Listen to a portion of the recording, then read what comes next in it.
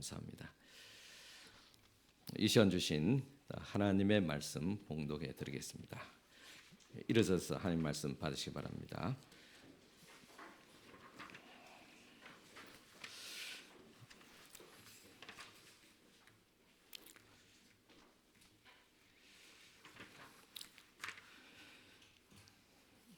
우리 하나님의 말씀은 누가복음 24장 13절부터 봉독해 드리겠습니다.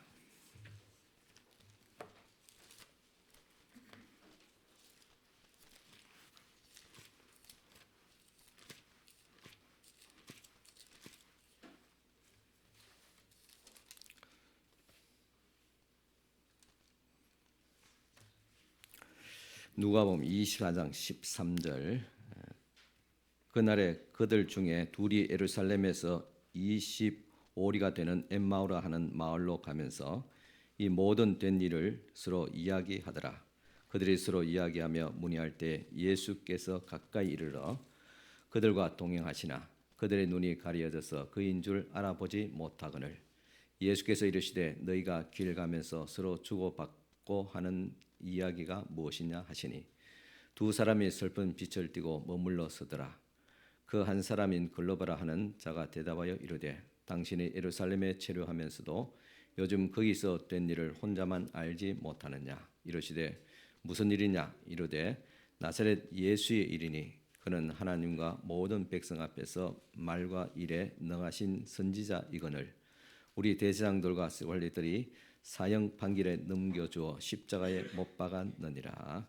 아멘. 20절까지 말씀 봉독해 드렸습니다. 앉아 계시기 바랍니다.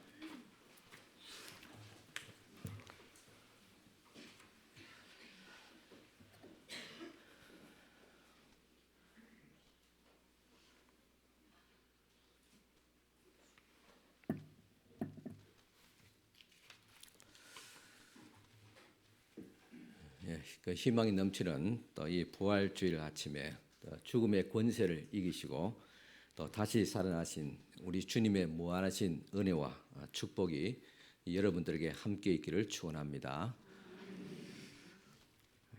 오늘 우리는 2020여 년 전에 엠마오로 가던 두 제자가 만난 부활의 예수님, 또 그분을 또 우리와 함께 만나기를 바랍니다. 우리는 이 부활절을 또 맞이하기 위해서 일주일간 특별히 고난주간을 또 선포하고 또 고난주간 특별 새벽기도를 드렸습니다. 나름 여러분들이 고난에 동참하면서 기도도 하시고 또 금식도 하시며 동참하신 분들이 있을 줄 압니다. 이처럼 고난에 우리가 함께 동참하기 위해서는 또 그리스도의 고난을 묵상하며 함께 동참하면서 또 부활의 또 주님 부활의 영광을 또 맞이하게 되는 것입니다. 우리는 어떤 일을 또 잘 해보려고 또 애쓰다가 실패했을 때 또 우리가 원하는 대로 되지 않을 때 마음이 상하게 됩니다. 또 여러분 중에서도 어떤 일에 온 정열을 다해서 열심히 일했는데 뜻대로 되지 않아서 상심한 적이 있지 않습니까? 사업이 뜻대로 잘 안 된다든지 또 결혼을 했는데 내가 원하는 그런 행복이 아니라든지 또 사람들의 관계도 또 원만하지 못하고 또 자식 농사도 또 망치는 그런 경우들도 있습니다. 오늘 본문 말씀에 나오는 이 엠마오로 가는 두 제자가 바로 이런 상황에 놓여 있었습니다. 그들은 인생의 황금기인 젊은 날에 고향을 떠나서 3년 동안 예수님을 열심히 따라다녔습니다. 그들은 예수님을 따라다니면서 그분이 행하시는 기적과 권세 있는 교훈을 또 듣게 되었습니다. 그들은 이분이야말로 이스라엘을 재건할 분이라고 생각되어져서 모든 희망을 예수님에게 걸었습니다. 그런데 예수님이 자기 동족의 대제사장들과 지도자들에게 나약하게 잡히시고 또 십자가에 못 박혀 죽었습니다. 예수의 죽음은 그들에게 절망을 안겨주게 됩니다. 그래서 낙담해서 맥없이 고향으로 돌아가고 있었습니다. 성공한 것도 아니고 실패한 것도 실패해서 고향으로 돌아가는 저들의 어깨는 축 늘어져 있었습니다.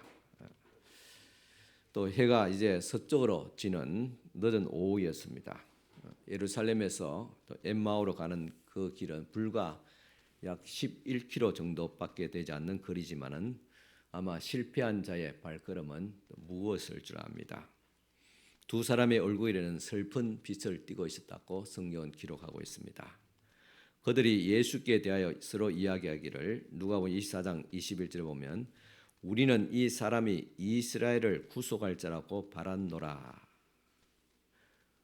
그에게 모든 희망을 걸었지만은 이제 예수께서 죽었으니 다 끝났다는 그런 말입니다. 여러분들도 자신이 기대한 것들이 무너지는 그 순간 그 괴로움과 허전함 또는 분노 또 미래에 대한 그런 두려움을 경험해 보지 않았습니까? 때때로 우리도 고난과 실패 가운데서 방황하게 됩니다. 그러나 방황하더라도 예수님과 함께 연관되어질 때 자신에게 유익합니다. 오늘 엠마오로 가는 이 두 제자 낙심하고 방황하고 또한 슬픈 그런 기색을 띠며 갔지만은 결론적으로 그들과 예수께서 함께 동행하셨기 때문에 저들은 희망을 다시 되찾을 수가 있었습니다.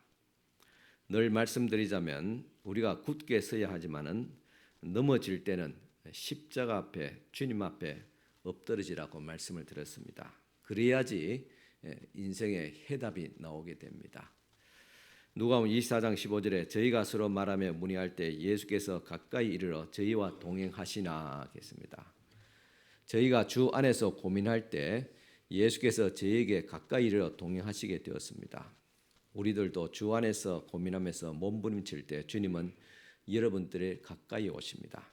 그러므로 우리가 세속적인 복을 또 부를 누리는 것며 즐거워하는 것보다도 오히려 예수 안에서 고민하는 것이 더 유익합니다. 그렇기 때문에 예수께서 마태복음 5장 4절에 예통하는 자는 복이 있나니 저희가 위로를 받을 것이며 라고 말씀을 하셨습니다. 그런데 제자들이 가까이 계신 예수님을 왜 알아보지 못했습니까? 누가복음 24장 16절에 보면 저희의 눈이 가리워져서 그인 줄을 알아보지 못하거늘이라고 말했습니다. 그들은 너무너무 상심해서 예수님의 그 존재를 인정하지 않았습니다. 극심한 고통을 당할 때 두 종류의 성도가 있습니다. 욥과 같이 그 심한 고통 가운데서 오히려 하나님을 바라보는 성도가 있는가 하면 또한 오늘 두 제자와 같이 가까이 계신 예수님도 바라보지 못하고 자신의 괴로움과 현실에 빠져 있는 성도가 있다는 것입니다. 고난을 당할 때 오늘 이욥처럼 주님께 주시는 고난 우리가 잘 이겨야지 그렇게 생각하면서 감당하는 성도가 있는가 하면 예수님이 분명히 살아계시고 세상 끝날까지 우리와 함께 계시다고 말씀하셨음에도 불구하고 하나님 없고 예수님 없는 같이 내 혼자 무인도에 내 던져진 같이 그렇게 불안하며 괴로워하며 때는 원망하며 낙심하는 그런 경우도 있다는 말입니다. 예수께서 이 방황하는 제자들에게 말씀하셨습니다. 누가복음 24장 25절에 가라사대 미련하고 선자들의 말한 모든 것을 마음에 더디 믿는 자들이여 그리스도가 이런 고난을 받고 자기의 영광에 들어가야 할 것이 아니냐 하시고 이에 모세와 및 모든 선자의 글로 시작하여 모든 성경에 선 바 자기에 관한 것을 자세히 설명하시니라.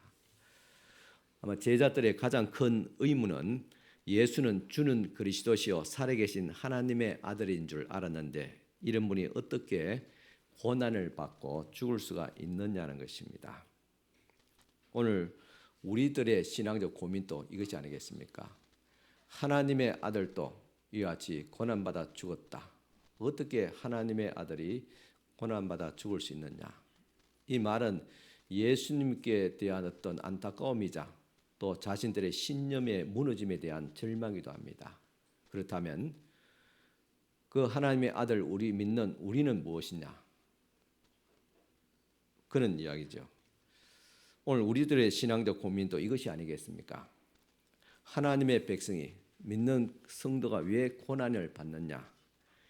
왜 주의 일에 힘쓰는데 이토록 많은 시련이 있는가? 또 왜 정직하고 성실하게 나름 살아왔는데 왜 이와 같은 고난과 또 가난을 벗어나지 못하는가라는 그런 의문들이 있습니다.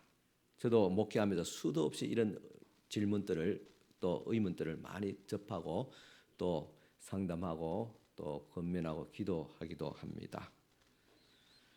이런 고민을 하는 우리에게 예수님은 이렇게 말씀하실 것입니다. 누가복음 24장 25절의 말씀같이 가라사대 미련하고 선지자들의 말한 모든 것을 마음에 더디 믿는 자들이여 26절에 그리스도가 이런 고난을 받고 자기의 영광에 들어가야 할 것이 아니냐 하시고 계십니다.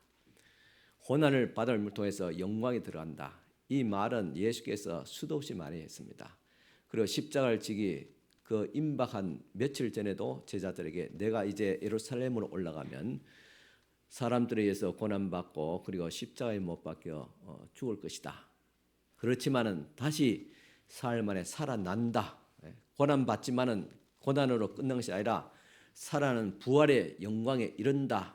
그렇게 분명히 말씀했음에도 불구하고 제자들은 이 고난의 과정 가운데서 그것을 믿지 못했습니다. 겉들었다는 것이죠. 그래서 예수께서 오늘 이 엠마오로 가는 낙심에서 돌아온 두 제자에게 이 선지자들이 말한 것을 마음에 더디 믿는 자들이요.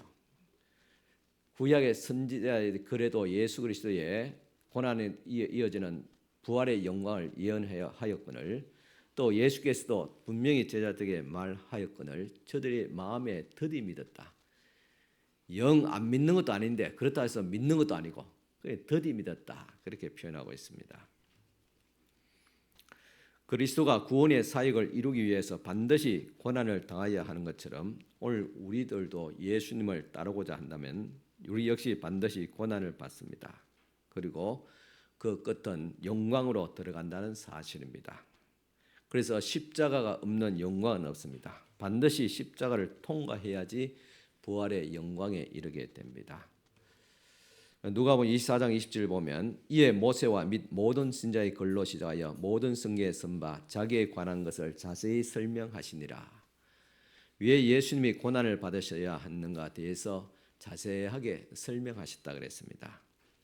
예수님이 말씀을 풀어주실 때 그 말씀을 들은 제자들의 마음이 뜨거워졌습니다. 예수님에 대한 자기 인생의 삶에 대한 그런 의문들이 풀어졌습니다. 또 예수께서 왜 십자가를 지셔야 하는가를 이해하게 되었습니다. 이 두 제자와 예수님이 이야기를 나누며 가는 중에 어느덧 해가 지고 어두워지기 시작했습니다. 두 제자들이 가고자 했던 촌에 가까이 이르렀습니다. 그러나 예수님은 더 가려고 하는 척 하셨습니다. 그때 두 제자가 강권하에서 우리와 함께 여기서 좀 같이 머물고 가자고 붙들고 같이 함께 식사를 하게 됩니다. 두 제자는 자신들과 동행하는 분이 아직도 예수신 줄 알지 못했습니다. 그러나 하나님의 귀한 종인 줄 정도 알고 대접을 했습니다. 오늘 말씀 본문에서 우리가 자세히 살펴봐야 할 것은 예수께서 더 가렵고 하시는 척 했다는 것입니다. 그러니까 제자들이 붙들었습니다.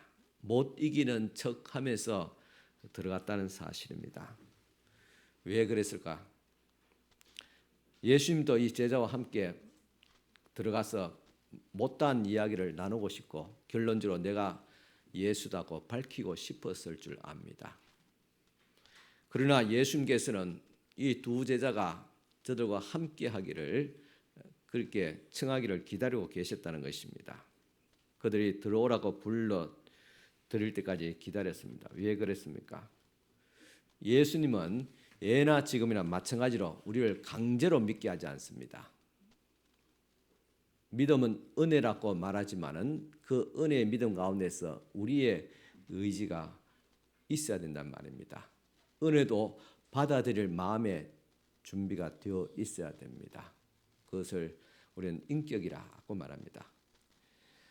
주님께서는 우리의 인격을 또 우리의 자유의지를 최대한 존중하시면서 그리고 예수님을 영접하기를 원했던 것입니다. 예수님은 예의 바른 분으로 우리에게 주신 하나님의 최대의 선물인 그 자유의지를 존중하십니다. 그래서 우리가 스스로 영접하기를 기다리고 계셨던 것입니다. 요한계시록 3장 20절 보면 볼지어다 내가 문 밖에 서서 두드리노니 누구든지 내 음성을 듣고 문을 열면 내가 그에게로 들어가 그로 더불어 먹고 그는 나로 더불어 먹으리라. 그러니까 예수 그리스도를 마음에 모실 수도 있고 또한 그로 하여금 그냥 지나쳐 버리기도 할 수 있습니다. 오늘도 우리 주님께서 우리의 마음의 문을, 우리 인생의 문을 수도시 두드리지만은 그 두드리시는 예수님, 내가 너에게 들어가서 먹고 마시게 것이다. 너와 더불어 풍성한 삶을 누리게 될 것이라는 이 엄청난 축복을 가지고 우리의 인생 입구에서, 우리의 마음의 입구에서 수도 없이 우리 마음의 문을 두드린다는 말입니다. 그분을 우리가 영접하는 것, 그것은 우리의 어떤 선택입니다.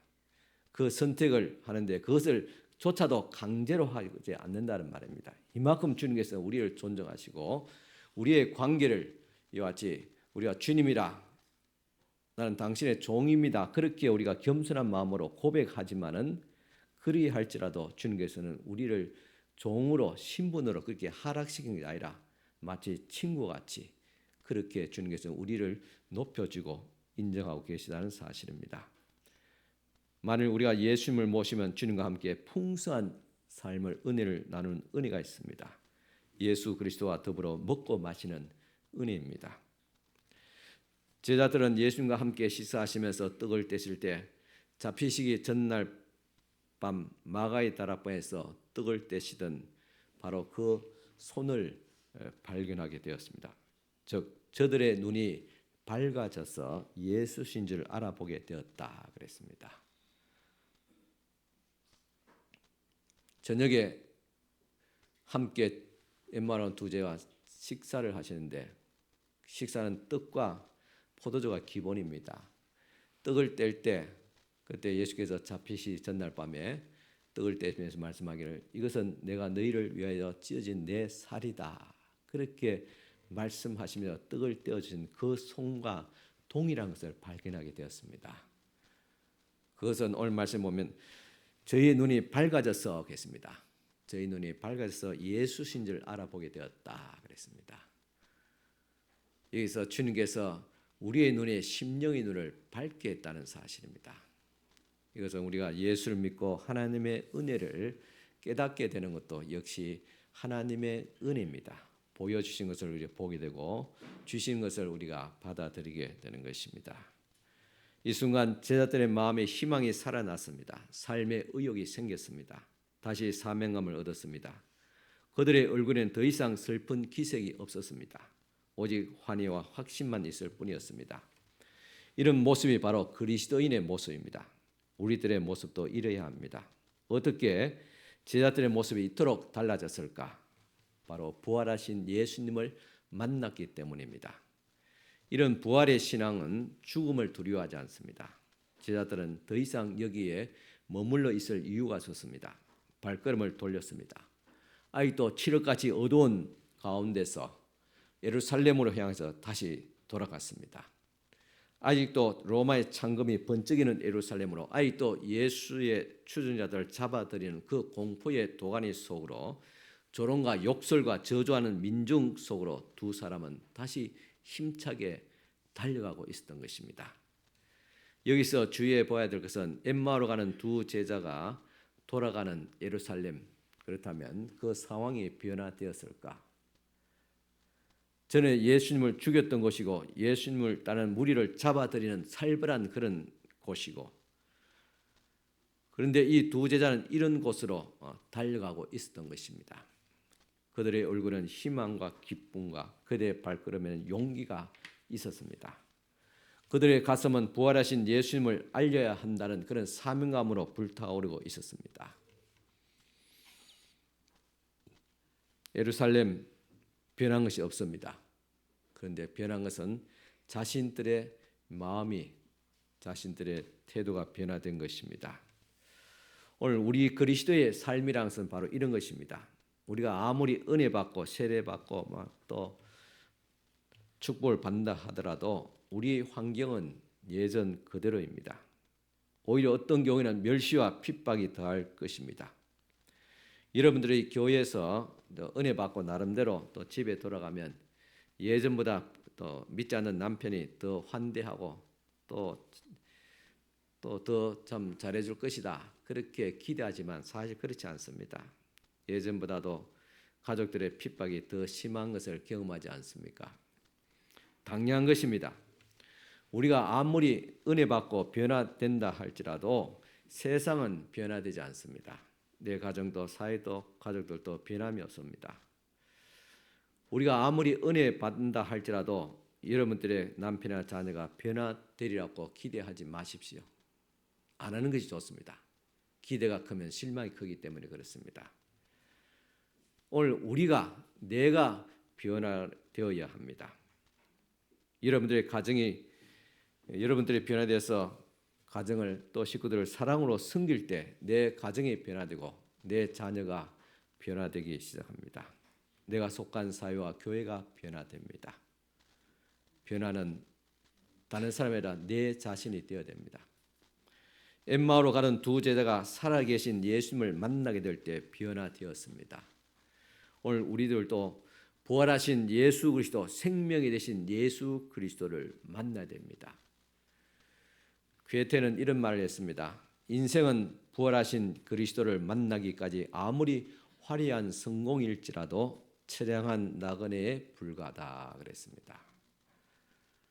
오늘 우리의 삶에 있어서 예수가 없다면, 예수와 함께하지 않다면 우리 인생 그 어떤 성공도 아무런 의미가 없다는 사실입니다.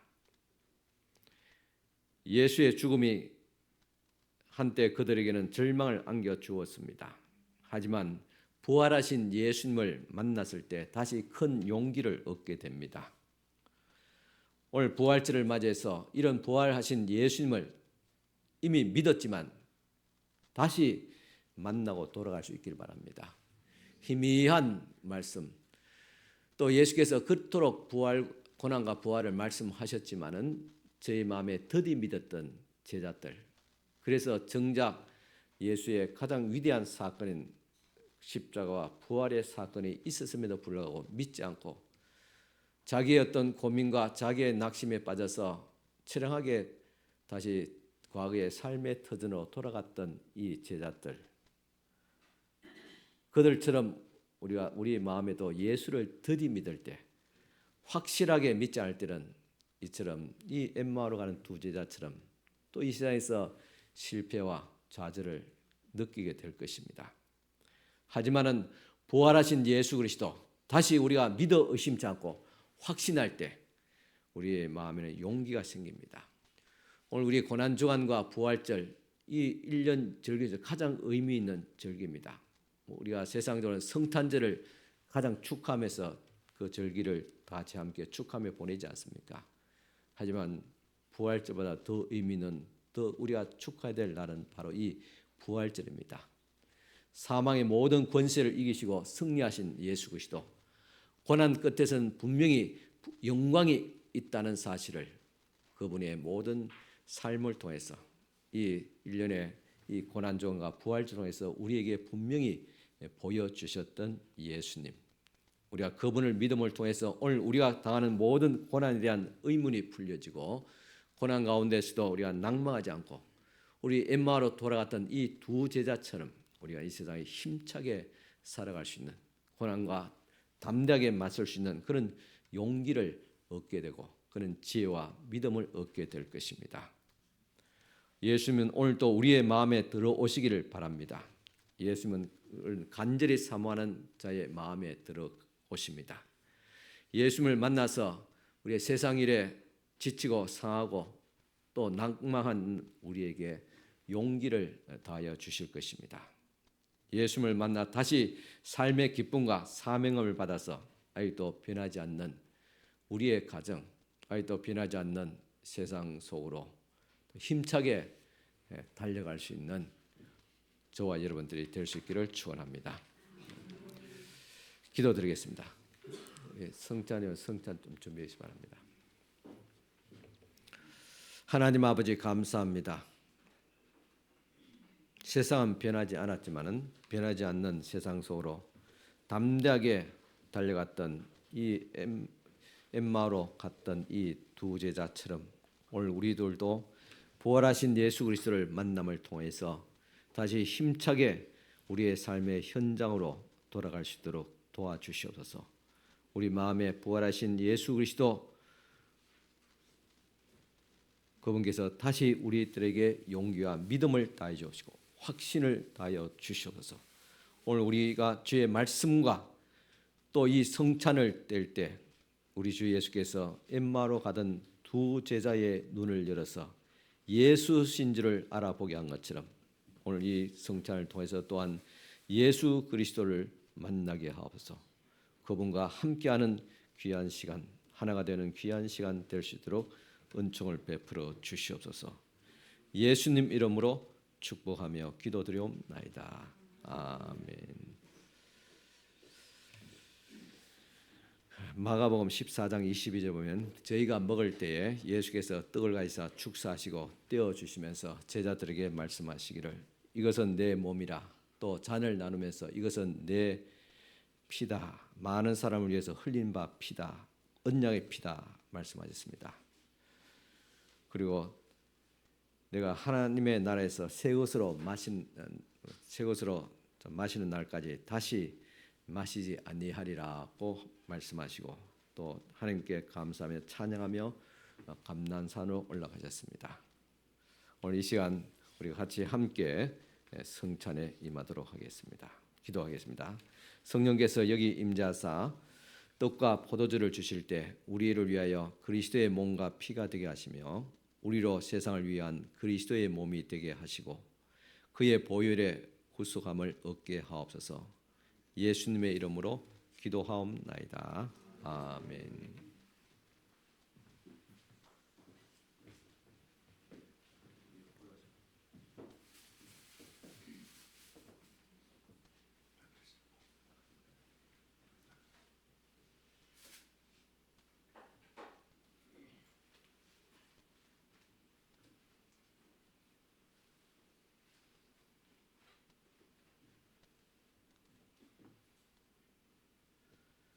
우리 주 예수께서 잡히시기 전날 밤에 유월절을 기념하는 저녁 식사 자리에서 떡을 가지사 떼시면서 이것은 내가 너희를 위해서 찢어지는 주는 바 내 살이다. 이것을 먹고 나를 기념하고 나를 기억하라고 말씀하셨습니다. 주님의 말씀을 받들어서 이 시간 같이 함께 떡을 떼겠습니다. 예수 그리스도의 몸입니다. 예수의 몸입니다. 예수의 몸입니다.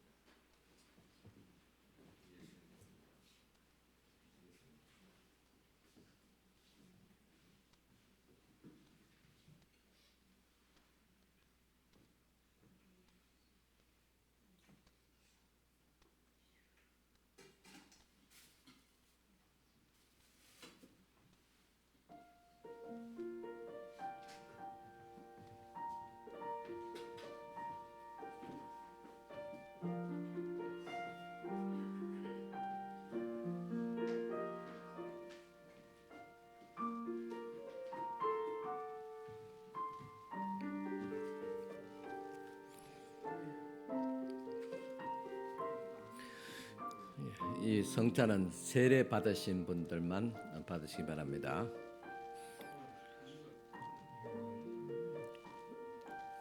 이 떡은 그리스도께서 나를 위해서 십자가에서 찢으신 그리스도의 몸을 상징합니다.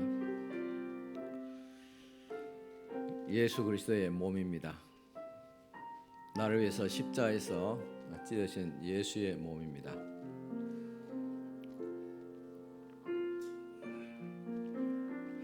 그는 실로 우리의 질고를 지고 우리의 슬픔을 당하였거늘 우리는 생각하기를 그는 징벌을 받아서 하나님에게 맞으며 고난을 당한다 하였노라.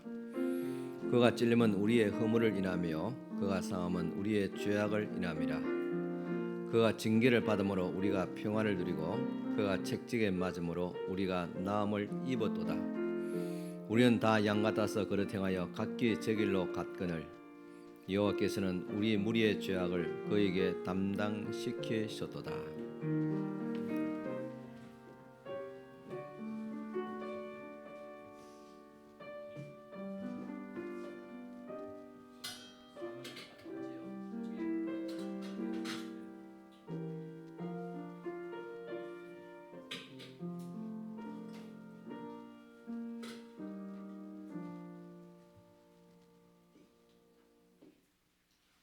떡을 떼시고 이어서 주 예수께서 잔을 들어서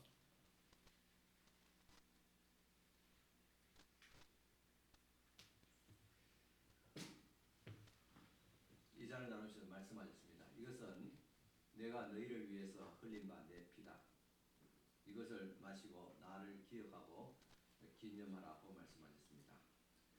주님의 말씀대로 이제 잔을 나누고자 합니다.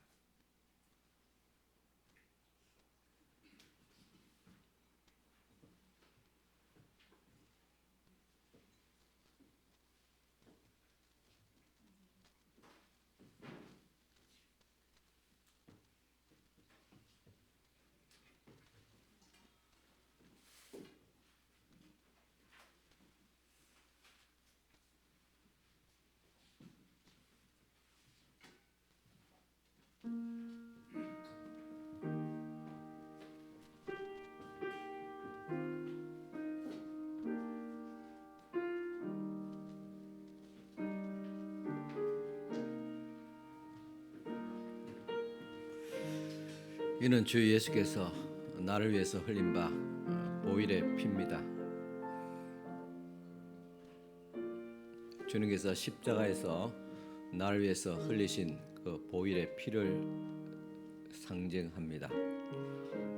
감사함으로 믿음으로 또 받을 수 있기를 바랍니다.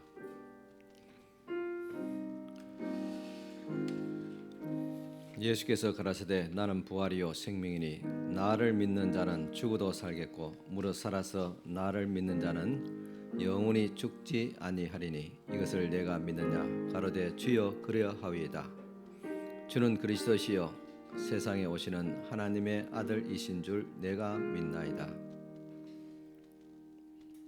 내가 너희에게 전한 것은 주께 받은 것이니 곧 주 예수께서 잡히시던 밤에 떡을 가지사 축사하시고 떼어 가라사대 이것은 너희를 위하는 내 몸이니 이것을 행하여 나를 기념하라 하시고 식후에 또한 이와 같이 잔을 가지시고 가라사대 이 잔은 내 피로 세운 새 언약이니 이것을 행하여 마실 때마다 나를 기념하라 하셨으니 너희가 이 떡을 먹으며 이 잔을 마실 때마다 주의 죽으심을 오실 때까지 전하는 것이니라.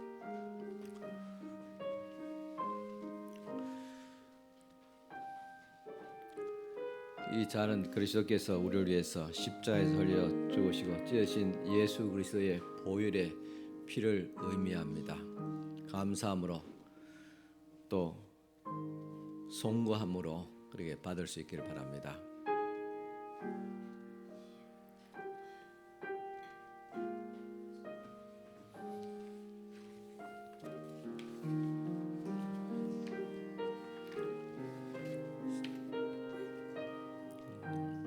세례를 받으시고 또 떡을 받으시고 잔을 받지 못하신 분 계시면 손을 들어 표시해 주시기 바랍니다.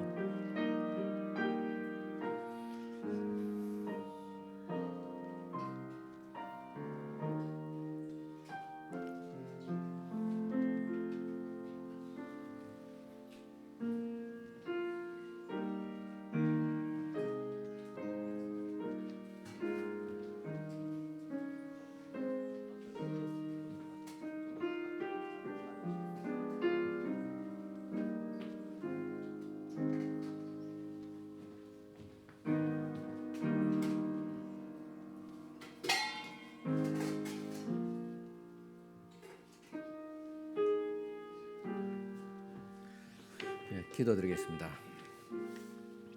주님, 이 시간 주님의 아들과 성령 안에 나누어 주신 성찬으로 우리의 가난한 마음을 채워주심을 감사드립니다. 우리들도 예수님처럼 원수를 선대하고 그리스도의 영광을 드러내게 하여 주옵소서. 예수님의 이름으로 기도드리옵나이다. 아멘. 우리 다 같이 일어서서 찬송가 161장 찬송가 드리겠습니다. 예.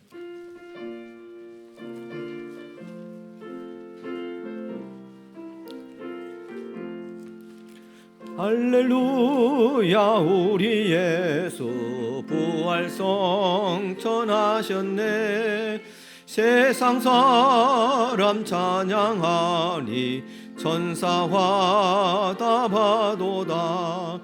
구주 예수 부활하사 사망 권세 이겼네. 구주 예수 부활하사 사망 권세 이겼네. 할렐루야 우리 예수 왕의 왕이 되시고 우리들의 중보 대심 성령 전거하셨네. 구주 예수 부활하사 처음 열매 되셨네. 구주 예수 부활하사 처음 열매 되셨네. 할렐루야 우리 예수 험과 티가 없도다. 무덤 속에 있는 죄인 일으키시네. 구주 예수 부활하사 영광 주러 오시네. 구주 예수 부활하사 영광 주러 오시네. 아멘. 축복 기도드리겠습니다. 지금은 우리 주님 예수 그리스도의 은혜와 하나님의 크신 사랑과 성령님의 감화 교통 충만하신 은총이 주 예수를 믿고 오늘 부활절 예배드리며 또 세례와 또 성찬에 참여한 사랑하는 모든 우리 성도들 머리 위에 지금부터 영원토록 함께 있을지어다. 아멘.